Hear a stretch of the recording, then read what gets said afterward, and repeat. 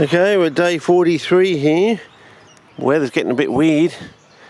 Had to go get on the blow about the maybe possible asbestos over there. I mean, we had asbestos in our house when we had the bathroom remodeled, so we had to move out for a day, and they put all the bunting up around the house and they removed it in a really nice professional manner, because most of these houses in this area, they've all got, all the wet areas got asbestos in them, all the eaves have got asbestos in them, so I'm assuming that house is similar.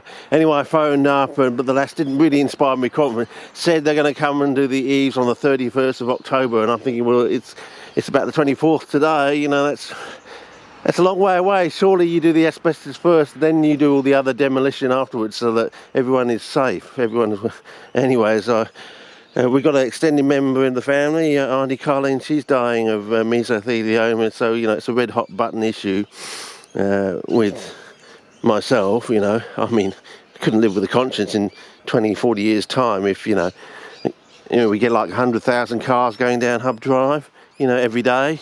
You know, getting towards summer, people might not have the air conditioner on, they might just have the window wound down, you know, they get a lungful, and, you know, 20 years down the track, they're dying of, and it's a horrible way. So I'm doing it for Bernie banter, okay? You know, I'm not making a fuss or thing like that. I wanted to be inspired with confidence. Yes, we've got a company booked in. They're coming this day. They're starting work at 9 AM on this day, but they're putting up the signage by 5 AM the day before. Here's their phone number. Here's their website. Blah blah blah. That would inspire me with confidence, you know. And you might be saying, "Oh, that's the same company we used." You know, great. We were really impressed by the company that did our place. If it's the same company, having absolutely no qualms, no problems. That's the sort of confidence you want someone to inspire you with. You know, a forward-thinking country, not a backwards one that's going back to the 1950s. Anyway. One thing I haven't said is the best cape I've ever basically seen for, you know, size and overall general health was done by Donny, and he did it in a 1-1-1 peat, sphagnum and sand mix. I'm assuming the sand is there just for confluence, you know, with fluidity between the, so everything stays wet. You know, like, it's for wicking purposes basically.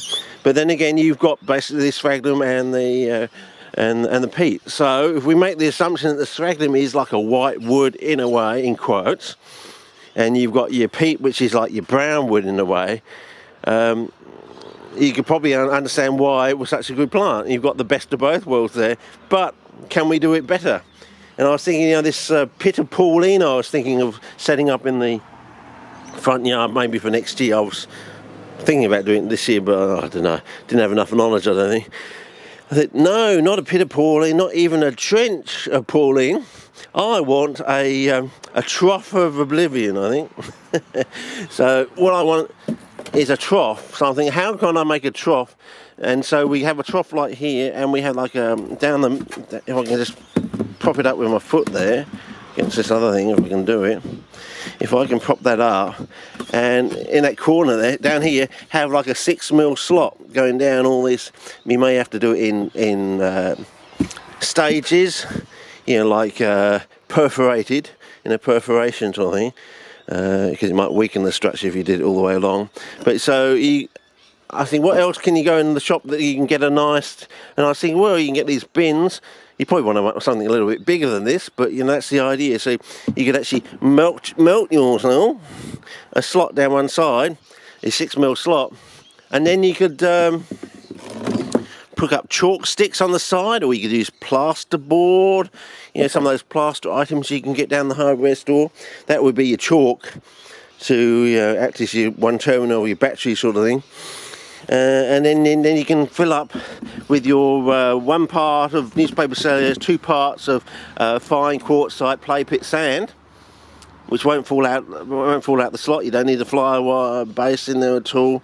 And then on the surface you could have either bark chips or whatever, peat, coir, bark chip, any sort of brown material, composted orchid pine bark or something like that. Some of that other Hessian-y coir stuff, Probably not pine needles though, because I think they go off. See, that's the other thing. Does the brown material go off? Because in a way, because it's high in nitrogen, relatively speaking, it's like a meat in a way. So when you put it in an anaerobic environment down below in the pot, it goes off. So basically this 50-50 peat and sand business is it's a bit of a quandary. I think it's slightly nearer. So having your sort of peat meat, strange isn't it, how peat is almost like meat in the, maybe that's why, you know, from ancient history, maybe that's how they thought about it. Oh, this is like a meat sort of thing. When I put it under the ground, it goes all stinky. If I keep it above the ground, if I salt my peat, it doesn't go off. It's like you salt your meat. I don't know if that's the way they thought back in those days, in the old caveman days. I don't know, or from the Stone Age to the Bronze Age. I mean, that's going to, the Nick Park move is going to be fun next year, I think. Anyway, so the idea is not to put your brown underneath, just put your white wheat. And maybe you want to improve the nitrogen fixation of the white wood, the white meat, I suppose, in a way, by adding some iron. Now, if you add iron chelates, the thing is that it's very soluble, so, you know, it may be fantastic for the first season, but because with your double flushing or just the rain or whatever, it's going to be flushed through. I get the idea or the impression that what the charcoal is supplying is iron. So you may either want to add some iron, either various forms of iron, to your charcoal, so it like rusts into the charcoal, and then it's like fixed in there in a way, but in a nice safe form, because this pulls the pH in from both sides, makes alkaline things less alkaline, and it makes acid things less acid in about a week too. It's very quick. Because if I can go into spot colouring here, it's sort of having an effect on that leaf in there, almost like this. I don't know if you can see this new leaf. It just keeps getting better and better, fellas. I mean, I just don't know how close I can get. Okay, done that. And yeah, this new leaf is quite good too. So anyway, that's my spiel. And as I said, I've got this new leaf coming down out here, so that means we're probably going to get more growth out there, and the rhizomes either going to divide, or we're going to get some sort of running sort of. Quite a lot of the rhizomes, they do this sort of splitting mirror image, so you get a plant on one side and plant on the other, and they're almost like mirrored in a way. You know, leaves go off to one side and the new leaves go off to the other side, and you end up with two almost, in quotes, identical plants sort of thing. Sister plant. brothers in traps. I don't know. Anyway, that's enough for this little spiel. I just thought I'd canvass this idea of having a trough of oblivion sort of thing. Okay. Over and out. And now we'll do something else. Okay? Over and out. See ya.